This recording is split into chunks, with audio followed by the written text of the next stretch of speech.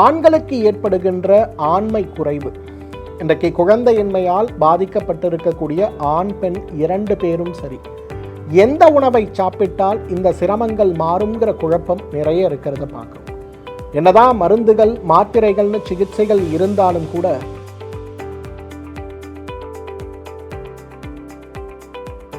குழந்தையின்மை நோயை மாற்றுகின்ற ஒரு பழக்கம் அப்படிங்கிறத நம்ம புரிந்து கொள்ள வேண்டும். மருத்துவ குணங்களை விவரமாக இப்ப நம்ம பார்ப்போம்.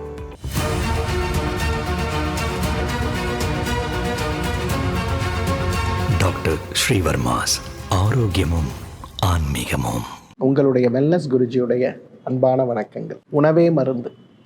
உணவை கொண்டு ஆரோக்கியமாக நாம் வாழ முயற்சி செய்யும் போது நாம் சாப்பிடுகின்ற உணவு எந்த வகையில் உடலுடைய ஆரோக்கியத்தை மீட்டெடுக்கிறது, உடலுக்கு சக்தியை வழங்குகிறது, உடலில் இருக்கக்கூடிய கழிவை நீக்க உதவுகிறது அப்படிங்கிறதை பற்றி புரிந்து கொள்ளாமல் நாம் சாப்பிட்டோம்னா அதோடைய உண்மையான குணங்கள் என்னங்கிற ஒரு புரிதலற்று நாம் சாப்பிடும்போது நம்முடைய உடலுக்கு அவை ஏற்படுத்துகின்ற பயன்கள் என்னங்கிறது கூட நமக்கு தெரிவது கிடையாது. நெல்லிக்காயை சாப்பிடும்போது, சோற்றுக்கற்றாழை சாப்பிடும்போது இன்றைக்கு எவ்வளவோ வகையான நோய்கள் தடுக்கப்படுகிறது அப்படிங்கிறது நிரூபிக்கப்பட்ட உண்மையாக இருக்கிறது. இன்றைக்கு ஆராய்ச்சி பூர்வமாக நிரூபிக்கப்படுகின்ற எவ்வளவோ விவரங்கள் இன்றைக்கு காலமாக தொன்று தொட்டு நாம் பாரம்பரியமாக உபயோகப்படுத்துகின்ற உணவிலிருந்து தான் இன்றைக்கு இந்த ஆராய்ச்சிக்கான வித்துகள் கிடைக்கிறது அப்படிங்கிறது மறுக்க முடியாத ஒரு உண்மை.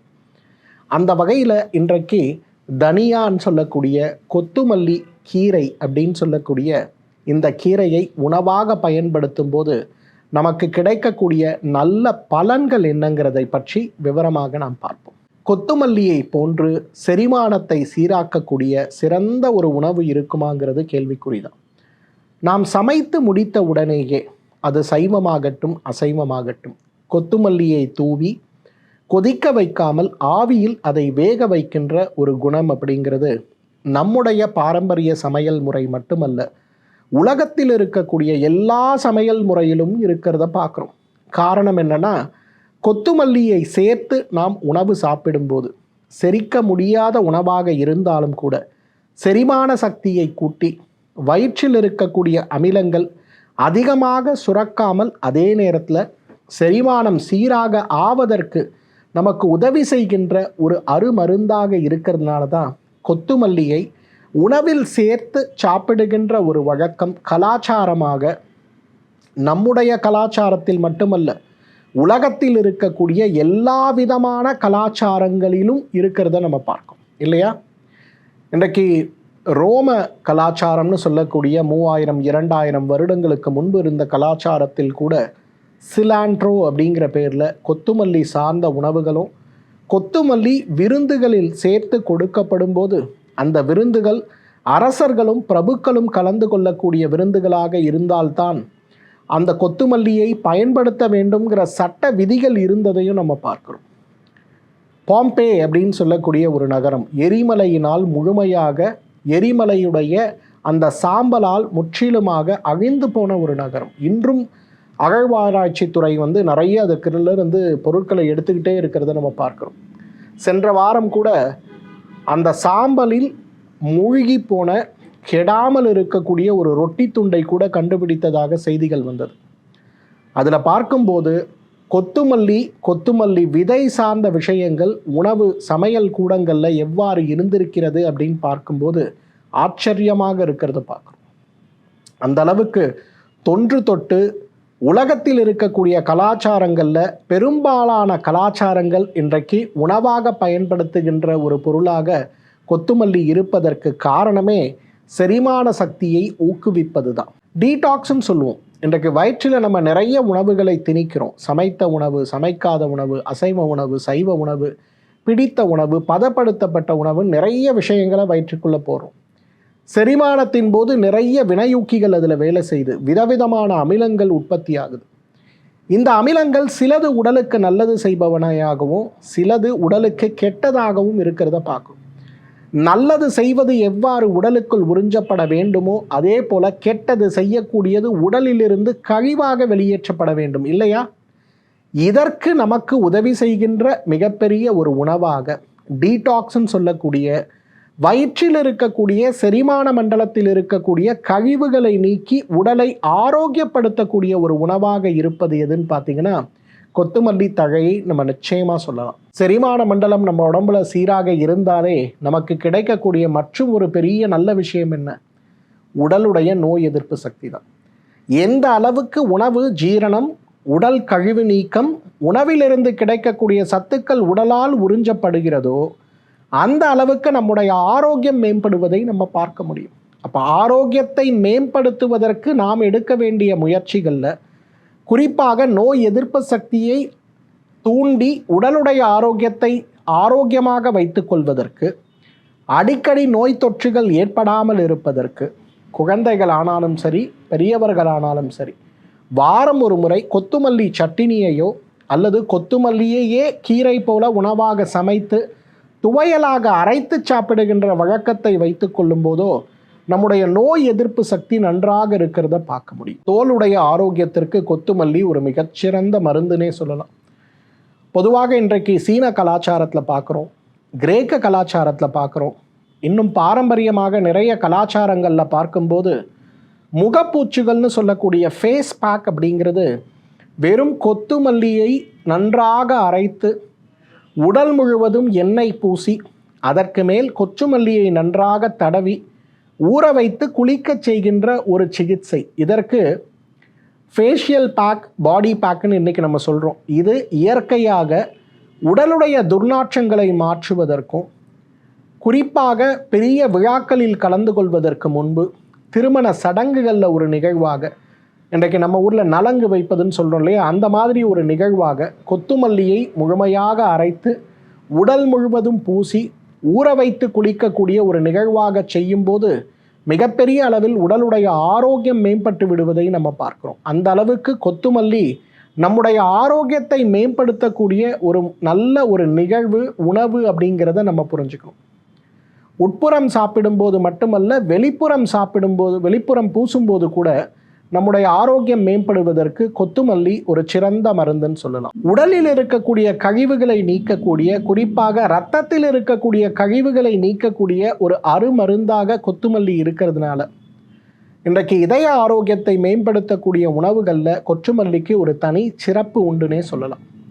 ஏன்னா கொத்துமல்லியை நாம் உணவாக, ஒரு சட்டினியாக அல்லது உணவில் தினசரி சேர்ப்பதற்கு மற்றும் ஒரு காரணம், ஆயுர்வேதத்தில் கொத்துமல்லியை ஆயுள் விருத்தி காரகன்னு சொல்லுவாங்க. அந்த அளவுக்கு ஆயுளை விருத்தி செய்யக்கூடிய, குறிப்பாக இதய ஆரோக்கியத்தை மேம்படுத்தக்கூடிய முக்கியமான காரணிகளில் ஒன்றாக கொத்துமல்லியை நாம் சொல்வதை பார்க்கிறோம். சிறுநீரக பாதிப்பை குறைப்பதற்கும், சிறுநீர் வழியாக உடலில் இருக்கக்கூடிய கழிவுகள் வெளியேறுவதற்கும், குறிப்பாக இரத்தத்தில் இருக்கக்கூடிய உப்புச்சத்துக்கள் சார்ந்த கழிவுகள் வெளியேறுவதற்கும், தினசரி வாழ்வில் இன்றைக்கு அதிகம் குளிர்சாதனம் இடப்பட்ட அறைகளில் இருக்கக்கூடிய ஒரு தன்மை, ஒரு தேவை நம்ம அனைவருக்கும் இருக்கிறதுனால நம்மில் நிறைய பேருக்கு பார்த்திங்கன்னா வேர்வை மூலம் வெளியேறக்கூடிய கழிவுகள் உடலை விட்டு வெளியேறாத ஒரு சூழல் இருக்கிறதுனால நிறைய நேரங்களில் சிறுநீரக கற்களும், இரத்த அழுத்தம் சார்ந்த நோய்களும், சிறுநீரக தொற்றுக்களும் ஏற்படக்கூடிய ஒரு நோயோடு போராடக்கூடிய ஒரு சூழலில் நம்ம இருக்கிறதுனால இந்த நோய்களிலிருந்து விடுபடுவதற்கும், சிறுநீரக ஆரோக்கியத்தை மேம்படுத்தி கொள்வதற்கும் கொத்துமல்லி சாரே ஒரு மிகச்சிறந்த உணவுன்னு சொல்லலாம். ஒவ்வொரு நாள் ஒவ்வொரு வகையான பழச்சாறுகளை சாப்பிடுவது போல வாரம் ஒரு முறை ஒரு கைப்பிடி கொத்துமல்லி எடுத்து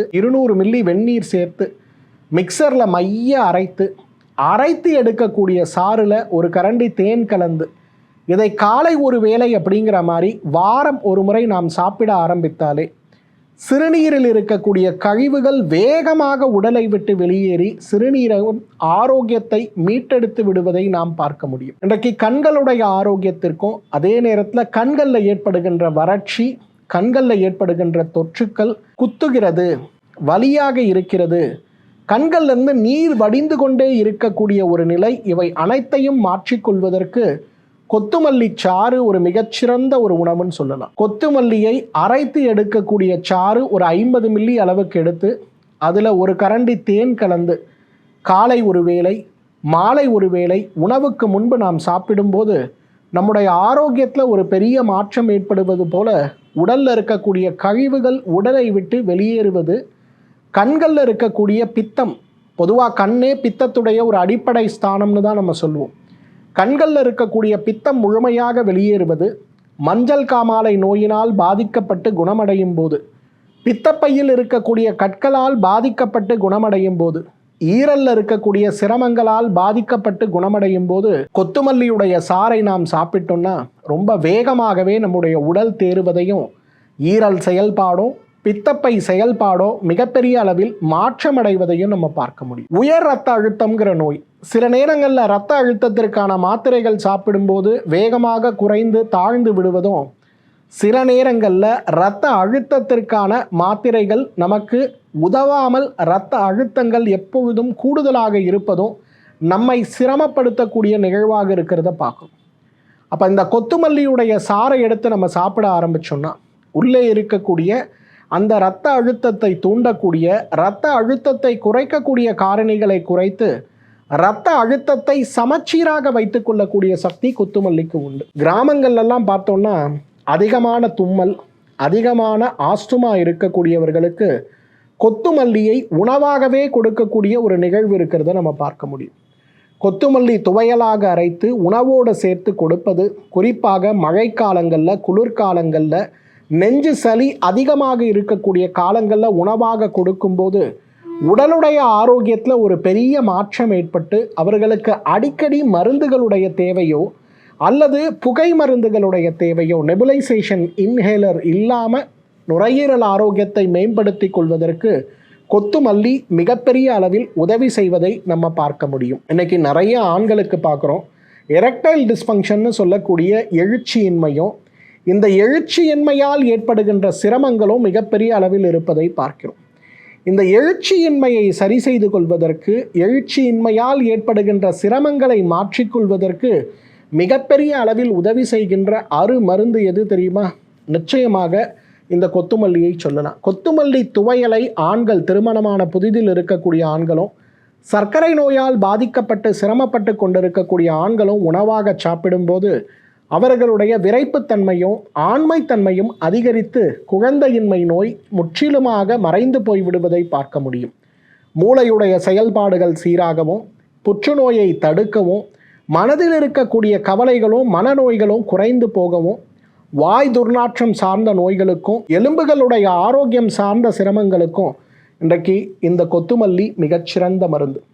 இந்த கொத்துமல்லியை உணவில் சேர்ப்பது ஒரு புறம் இருந்தாலும், கொத்துமல்லி சாறாகவோ அல்லது கொத்துமல்லி துவையலாகவோ வாரம் ஒரு முறை சாப்பிடுகின்ற ஒரு வழக்கத்தை வைத்து கொண்டாலே நம்மாலும் ஆயுள் முழுவதும் ஆரோக்கியமாக வாழ்ந்திட முடியும். மீண்டும் மற்றொரு ஆரோக்கிய குறிப்போடு உங்களை சந்திக்கிறேன். அதுவரை உங்களிடமிருந்து விடைபெறுவது உங்களுடைய வெல்னஸ் குருஜி. நன்றி, வணக்கம். ஆயுர்வேதம் ஒரு பொக்கிஷம், நம் ஆயுள் நீட்டக்கும் அற்புதம்.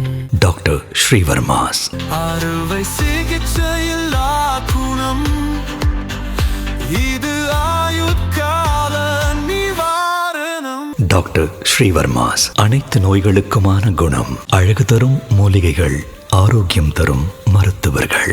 டாக்டர் ஸ்ரீவர்மாஸ், ஆரோக்கியமும் ஆன்மீகமும்.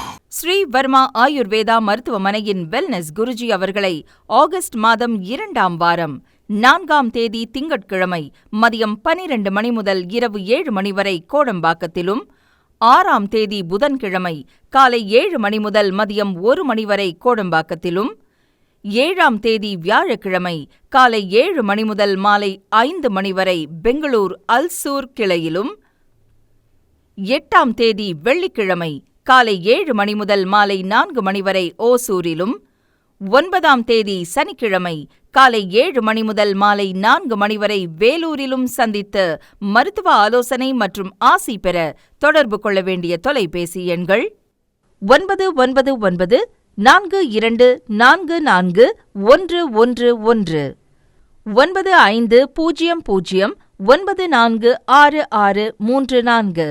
ஆச்சார்யா டாக்டர் ஸ்ரீ வர்மா அவர்களிடமும் வெல்னஸ் குருஜி அவர்களிடமும் நேரடியாக பயிற்சியும் ஆசியும் பெற்ற doctor Hemala Tiruvallur, doctor Aneesh Fathima Ambattur, doctor Surya, Kodambakkam. Doctor Jayarupa, Manapakkam. Doctor Megala, Velachery. Doctor Jayakanthan, Pondicherry. Doctor Rizwana, Tiruvannamalai. Doctor Saraswathi, Salem. Doctor Mary Kalsa, Trichy. Doctor Abinasha, Thanjavur. Doctor Abina Mubisha, Madurai. Doctor Jebashin, Nagercoil. Doctor Malathi, Coimbatore. Doctor Krithika, Hosur. Doctor Guna Apsara, Bangalore. Doctor Navaneeth, Hyderabad. Doctor Siddhanath, Mumbai. பட்டப்படிப்பு மற்றும் பட்ட மேற்படிப்பு முடித்த மருத்துவர்களை சந்தித்து சிகிச்சை பெறலாம்.